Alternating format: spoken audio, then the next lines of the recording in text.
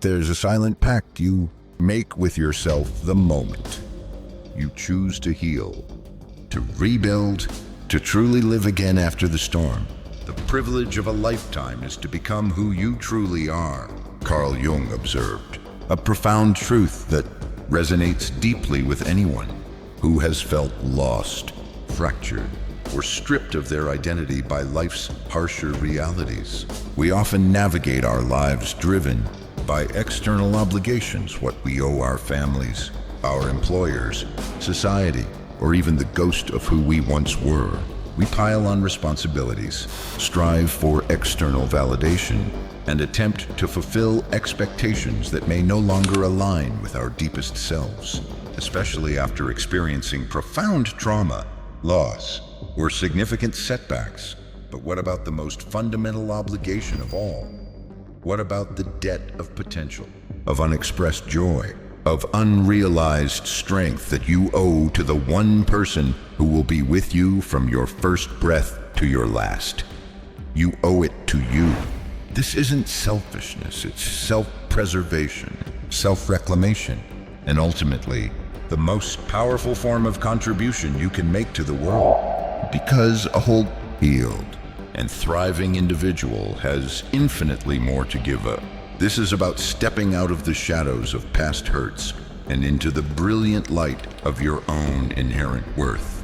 Not for applause, but for the quiet, profound satisfaction of honoring the sacred contract you have with your own existence. For many of us, the natural inclination after being deeply wounded is to retreat, to minimize our needs, to believe we are somehow less deserving. The very idea of prioritizing ourselves can feel alien, even guilt-inducing, especially when we've been conditioned to put others first or when our self-worth has been eroded.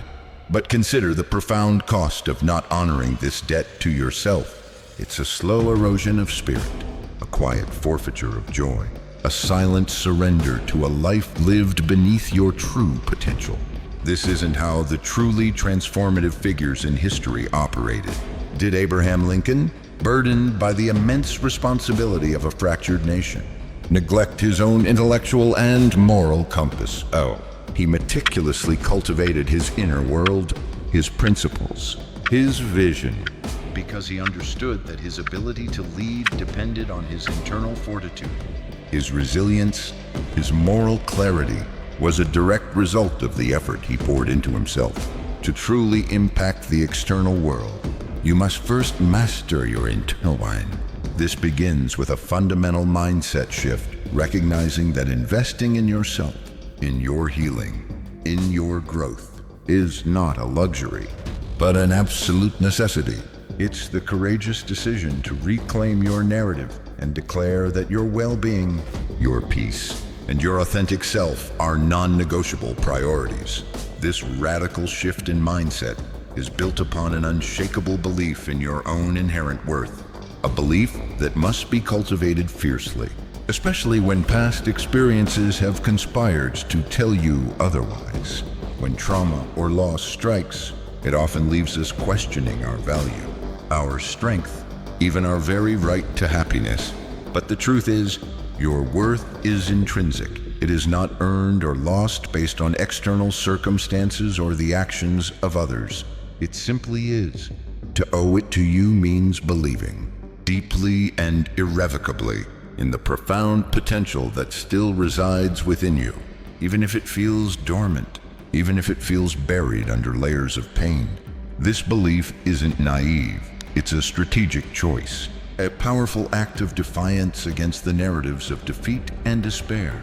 It's the quiet conviction that you possess an infinite capacity for healing, for growth, for joy, and that every effort you expend on yourself is a vote for the magnificent future you are capable of creating. This kind of belief doesn't come from external validation. It's forged in the crucible of self-reflection, self-compassion, and the unwavering commitment to your own reclamation. From this place of profound belief, you begin to gain incredible clarity. The fog of past hurts and external noise starts to dissipate, revealing what truly matters to you. stripped of all the expectations and obligations that were never truly yours. When you owe it to you, you stop asking what others want from you and start asking what your soul truly craves. What are your non-negotiables now? What values, even if they feel buried, still resonate with your deepest self forward? What kind of life do you aspire to build? One that authentically reflects who you are, unburdened by old narratives or the judgments of others. This clarity is not just intellectual. It's a deeply felt sense of alignment, a resonance that guides your decisions and illuminates your path forward. It's the stark realization that you cannot truly give your best to the world until you have first given your best to yourself. This isn't about selfish isolation. It's about discerning what fuels your light so you can shine brighter for others. Just as a seasoned captain needs crystal clear charts to navigate treacherous waters, you need absolute clarity about your internal landscape to steer your life toward its highest expression. This radical clarity then gives birth to a compelling vision for your future, a vision that is authentically yours. It's not a dream dictated by societal norms or inherited aspirations, but a vivid, emotionally charged blueprint of the life you are actively choosing to create. Moment by painstaking moment, day by determined day. This vision is of a healed you, a whole you, a thriving you. It's the internal compass that pulls you forward, giving meaning to the daily grind and sustaining you through moments of doubt and setback. It's the tangible expression of the debt you are paying to yourself, the debt of a life lived fully, purposefully, and joyfully. Think of Henry Ford, who envisioned not just a car, but an accessible car for every family. His vision wasn't about what others thought was possible, but what he knew he could create. He owed it to his own ingenious vision to bring it to fruition.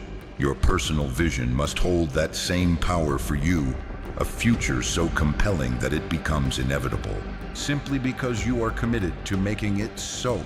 This authentic vision, forged in clarity and belief, then ignites a profound sense of purpose. This purpose isn't some external calling you stumble upon. It's an internal awakening, a deep resonance that arises when you commit to honoring your deepest self. Your purpose might be to heal wounds so you can truly connect, to rebuild so you can inspire, to create so you can express your unique gifts. It could be to simply live a life of profound peace and integrity. The key is that this purpose is yours, born from your unique experiences, especially those that have challenged you most. It's the driving force that gets you out of bed each morning, that fuels your efforts, that transforms every small action into a meaningful step on your journey of self-reclamation.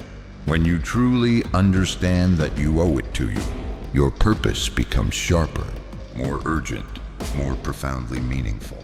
It becomes the undeniable reason to keep going, to push through, to transform pain into power, ensuring that every drop of effort you pour into yourself serves a higher, deeply personal calling.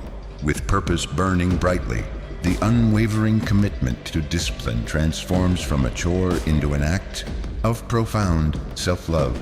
This isn't the harsh, punitive discipline of external demands, but the nurturing, empowering discipline of consistent action, relentless focus, and unyielding self-care. It's the daily decision to show up for yourself, even when motivation wanes, especially when the emotional weight of your past threatens to drag you down. It's the discipline of guarding your thoughts, challenging limiting beliefs, and cultivating an inner dialogue that champions your well-being. It's the discipline of prioritizing your physical, mental, and emotional health, your sleep, your nutrition, your boundaries, because you understand that these are the foundational pillars of your personal triumph. Think of the consistent, unseen work of artists like Maya Angelou, who disciplined herself to write daily, transforming her life experiences, including profound trauma, into timeless wisdom.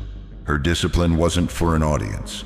It was a deeply personal commitment to her craft, to her voice, to her own healing and expression. That's the kind of discipline that builds resilience, that forges character, that allows you to pay that sacred debt to yourself, honoring the profound potential within. This discipline directly fuels relentless action, not reckless, impulsive action, but deliberate, strategic steps aligned with your clarity and vision. When you acknowledge that you owe it to you, you stop waiting for perfect conditions, for external validation, or for someone else to initiate your progress. You initiate. You begin. You move. This means breaking down overwhelming goals into manageable chunks, celebrating small victories, and understanding that momentum is built through consistent, purposeful effort. It's the courage to take that first step, then the next, even when fear whispers doubts, even when the path ahead is unclear. Every single action you take, no matter how tiny, that aligns with your highest self, is a powerful declaration of your agency, a tangible vote for the future you are building. This is how the most profound changes occur, not in the realm of wishes, but in the gritty, persistent execution of deliberate action. It's how profound healing takes place, how dreams are transformed into undeniable realities, simply because you committed to the work. And as you act, as you move through challenges, cultivating gratitude becomes a profound anchor, a source of unwavering strength. This isn't about naive optimism that ignores pain, but a conscious cultivation of appreciation for the lessons learned, the strength discovered, and the small glimmers of light that persist even in the darkest times.